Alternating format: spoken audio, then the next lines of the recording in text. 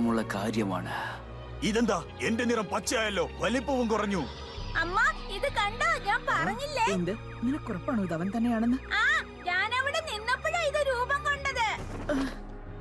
Goku, ഇവിടെ എന്തേ സംഭവിക്കുന്നത്? ഇത് ശരിക്കും നീ തന്നെയാണോ?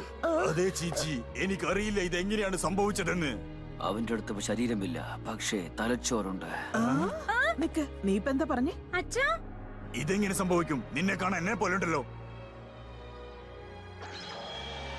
പിന്നീട് അവൻ നിന്നെ പുറത്താക്കി നിന്റെ ശരീരത്തെ നിനക്കെതിരായുള്ള ഒരു ആയുധമാക്കി മാറ്റി.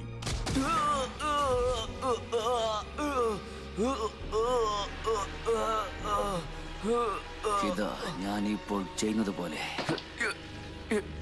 ദുഷ്ട ചീച്ചിയോടെ അതുപോലെ ഗോട്ടൻ, അതുപോലെ നിനക്ക് ഊഹിക്കാൻ കഴിയുന്നില്ലേ ഗോകു? എന്റെ ഭാര്യയുടെയും മകന്റെയും മുന്നിൽ വെച്ച് നിന്നെ ഇല്ലാതാക്കിയതിനു ശേഷം എനിക്ക് ബാക്കി കാര്യങ്ങൾ കൂടി വൃത്തിയാക്കേണ്ടതുണ്ടായിരുന്നു.